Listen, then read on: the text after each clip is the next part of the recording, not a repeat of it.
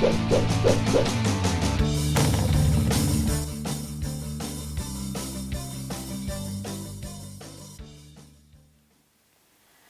家好，我是吴艺兴这个单元呢是要介绍日治时期的百货公司。那日治时期已经出现了几家非常重要的百货公司哈，而且呢，这个对当时的人来说也是非常的休闲好去处。那在当时呢，百货公司呢是非常新兴的，因为呢在这个百货公司之前大概就是不管是日本或者是台湾他们就是各地的不同独立的这个零卖商或者是商行。所以我们可以看到大稻埕呢这一条街上面有非常多的这个商家什么什么。那百货公司呢，它非常厉害而且充满现代性的就是它把这些各个不同的产品全部都容纳在一个地方就很像公园一样我里面有非常多的功能，你只要今天来，只要先来公园你就可以有看到这些东西。那一样来到百货公司，你就不用这个什么像那个木兰辞一样，什么东市买鞍马，西市买什么那你就可以直接我都来这个百货公司里面，就可以包办我所有的东西，甚至包括我吃东西或者是我今天一整天的行程都可以在里面解决就很像现在我们很多人就是说夏天很热没事做就去百货公司吹冷气一样那当时的百货公司也是大家就是休闲的跟公园一样非常重要的去处。那百货公司呢，如大家所知道，它非常重要的建筑特色就是它为了要容纳这么多的商品，这么多的东西，还有非常多的服务员所以百货公司都需要非常大的空间然后建筑是需要宏伟的，而且呢它必须要有现代感来吸引上门买东西的这个顾客。那所以呢，宏伟的气势呢，还有标新的设计呢，使得百货公司呢，往往会成为那个都市的非常重要的建筑地标之一。那等一下呢，我们就会介绍两个非常重要的百货公司，就是菊园商行还有林百货。那除了这个建筑呢有这样宏伟非常就是它必须要现代非常大的这些特性之外呢，在空间上面呢，它也跟以往的这个就是个别的商行不一样，也就是它门户大开，免费入场你可以自己进去选择你要买还是不要买，而且呢它今日的提供冷暖气还有灯光所以是空间对人来说是非常的这个舒适。那在日治时期的这个百货公司呢，它还会用一些大片的这个落地透明玻璃然后非常新潮的设计窗花等等的所以呢，它就不会说我今天是去市场我要买鱼就到这家，买肉要到那家，买衣服就到这家，然后我进去以后就是好像我有固定的这个目标要去买什么什么东西，这个百货公司就不用。它提供给你一个令人沉醉的，似乎很自由的，非常罗曼蒂克的空间让你在愉悦的在这个自由空间里面选择你要买还是不要买，这是它非常重要的空间特性。但是其实呢，等一下我们也会介绍到，它其实里面也有非常多的这个操纵手段在里面，去引诱你，去说服你，其实你是真的需要这个东西。你要买的就促进消费。那等一下我们就会就是借林百货还有菊园百货为例来讲百货公司这样子的一个空间特性。那除了刚刚讲的建筑呢跟空间特性之外呢，百货公司呢它也提供了就是顾客呢一个崭新的消费方式。当时的这个百货公司已经它还会结合这个邮购通路，或者是现在我们也知道的会员制就是我们去办一张卡然后你就是成为会员了，他就会定期寄那个就是这个宣传单给你然后他告诉你说你差不多该来逛要买什么了。那当时也是用这样子的一个方式。简单来讲呢，他们百货公司所诉诸的一个现代的崭新的这个购物方式，就是你可以随意浏览，你可以自由购买，而且最重要的就是它单一售价非常的公开透明，我的售价就是标成这样子售价公开。所以这几个是对当时的人来说非常崭新的消费方式，那使得大家趋之若鹜，觉得那就跟传统的购物方式不一样。那感觉我今天进去了这个百货公司购物，我感觉我自己也成为了一个文明人、现代人。那它比传统的这个零售店还有更重要一件事情，它的社交功能更强。因为它的空间很宽敞，所以呢，这些百货公司呢，在日时代开始，它就会有设置一些展望台，还有也会设置餐厅哦，就譬如说我们像好比我们现在的美食街，然后它也会有一些公共空间供活动举办，或者是政令宣导，或者是小朋友的这个才艺表演之类的哈，还有所以那个展演还有各种艺术的展演空间。所以呢，百货公司它整个的这个消费文化是非常的崭新多元的。那接下来我们就来介绍台湾的第一间百货公司。那相信大家都已经耳熟能详了，它是在1932年年底在台北落成的，也就是菊园商行。然后这个菊园商行呢，它的建筑物有6层楼高哦。那你们现在讲说6层楼有什么了不起？我家随便就7楼了哦，但是其实在当时是非常高的哦，当时只要5楼就已经觉得非常的厉害了。但是呢，它有6层楼，所以非常雄伟。那再加上呢，它在它的这个建筑上面打上菊园商行的这个商标啊，那有了商标又感觉更加帅气哦，而且有信誉的这个感觉哈。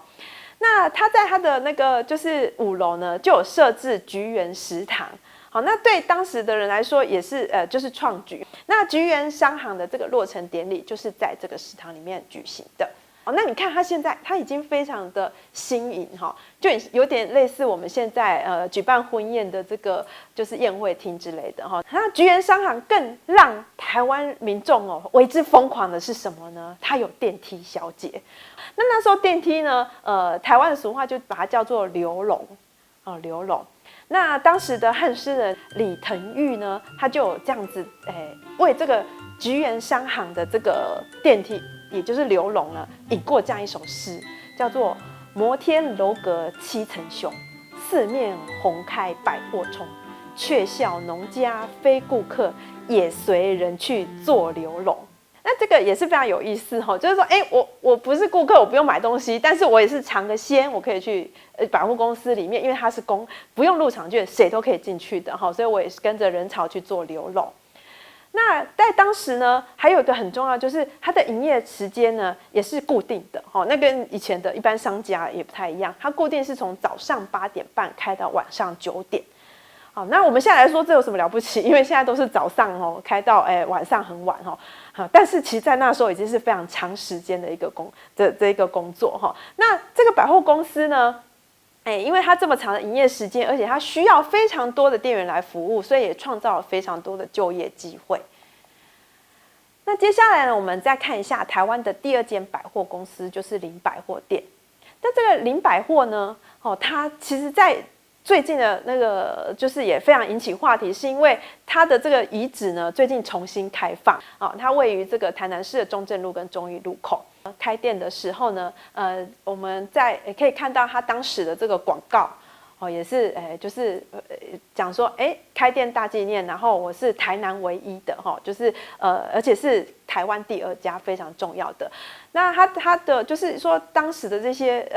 百货公司啊，像我们刚刚讲的菊园百货，它运用商标或是什么所以他们都很会就是促销他们自己的这个百货公司的商品然后就是有很多的广告的出现。那也是一样，这个林百货也是非常在当时是现代化的这个就是设计非常的漂亮跟气派。那也是我们看到照片上也是，你看就是现在我们如果去台南参观的话，它已经隐身在这个高楼大厦之中。可是，在当时它是非常高非常气派，周遭是没有任何的比它高的建筑物的。菊园商行呢，跟林百货店呢，他们也是同样的会分层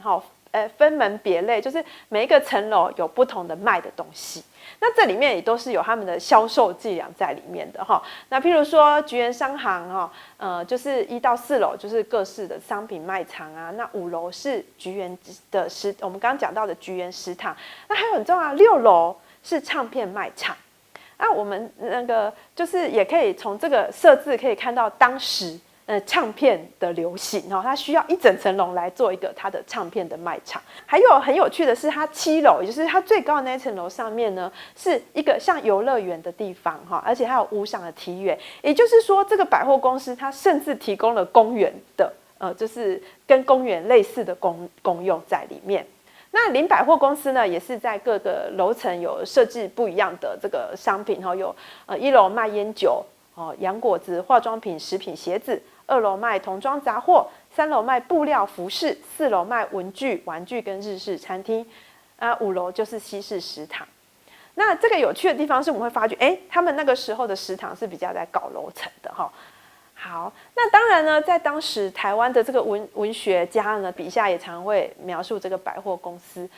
但是呢，也可以看到，其实他们这些文学家也会觉得，稍微就这个百货公司在里面购物是非常有趣的，但是呢，它好像也就是好像有一点被什么样的东西宰制的那种感觉。譬如说，我们可以看到王诗郎，他也是一篇很有名的这个作品，叫做《十字路》。它里面提到呢，就是有一个那个绅士呢，他去银行受了气那这个怨气无法，那怎么样呢？他就突然想说那我就去百货公司购物吧。好像跟我们现在都很像就是用购物来这个发泄我们的情绪。那它里面就有这样提到，他说服饰是门面，近代人最讲服装，自头上至足尖，丝毫不能苟减的，要有全体的均衡，要有洗练的近代化。最后他除了全身衣服以外呢，最后他的帽子也已办了，这样子出去呢，也不至于有什么失礼了吧？那他这样子全身买完，你看从头到脚，而且他强调你去现代的百货公司置装，你就能够有个现代人的样子不会失礼所以他这样全身，他笔下这个人物呢，全身买完之后出去就很高兴就是刚才在银行里满腹的愤满满脑的气闷，不知不觉就消散到哪里去似的，他就很高兴的提着那个装帽子的纸盒脸上露成满意的颜色，在想着的皮靴的步伐里非常充满了气力，而且活泼就是他的这个新的皮靴就是发出了非常有力还有活泼的这个声音出来所以有这样子一段描写所以在对这些进去百货公司购物的人来讲，像这个王诗郎的《十字路》里面所呈现的它并不像以前一样你需要什么去买了，而是你是欲望什么或者是那个百货公司它让你想要什么，然后你去把它买下来，所以这也是一个很不一样的这个消费方式消费体验。那我们刚刚也讲到就是这个百货公司就是它需要有很大，就是它里面非常多的商品，然后也有食堂，有什么宴会厅然后各种展演空间，那它当然也需要有非常多的服务人力，所以呢就是这个我们刚刚讲到，它也造就了非常多的就业机会。那其实非常重要的是女性的就业机会。那其实呢在一直到日治中期，也就是我们讲的1920到30年代的时候，其实台湾的女性是不太能够抛头露面的。虽然呢，我们知道有些人会采茶叶，然后在那个大稻埕或是什么但是呢，一直要到20到30年代才开始有，就是比较女性可以进入职场。那他们比较多的做的这个职务呢，除了崭新的这个车长小姐就是公车检炮的车长小姐之外呢，还有一个很重要的就是去百货公司这在当时来说是正当行业所以他们是也可以觉得非常非常这个荣耀进去百货公司做百货公司的女性店员。那我们就是也因此这样可以看到就是不同的女性的这个就是进出职场的展现。但是呢，另外一方面呢，也有另外层面，就是说，那女性也是变成是百货公司被看的一个，像我们刚刚讲的电梯小姐，很多人就是冲着要去看电梯小姐，就变成女性她虽然是自主进入职场但是呢，她一方面变成百货公司的一件商品就是被观看的商品所以这个也是百货公司很有趣的。那我们今天的我们也可以想想我们去百货公司的时候，这个百货公司它其实就像刚刚我们看到菊园百货还有林百货它分层有什么，那其实它分层都有它的意义在嘛，就是说哪些客人刚进来的时候他会看到什么会比较容易消费然后再来他或者是要去，因为我们刚才也提到他并不是因为某个目的，或许他因为某个目的而去，但是其实百货公司它是要提供给人的是一个欲望好，你进去以后，就算你本来不想买东西，你可能也会吃个饭再走，或者是买什么东西。那它其实这些楼层的这些设置也有它的就是掌握顾客心态的这个他们的欲望，他们的这个设计在里面哈。所以这个是大家可以去想一想，那我们今天是什么时候会去百货公司？那我们有没有那个就是体会到百货公司其实有对我们有那个就是在我们无意识之间给了我们怎样的一个载质？还有呢，在百货公司里面你们有没有意识到它有不同的性别呈现？所以这些新的这些崭新的都市的这些娱乐空间都是充满了各种算计的其实在我们介绍完这些那个就是日治时期的百货公司以后呢，你们可以也去思考一下，这个日治时期的百货公司跟现在的百货公司有什么不一样？那现在呢？现在对于我们来说，百货公司的存在是什么？我们这个单元就到这边结束，非常谢谢各位同学。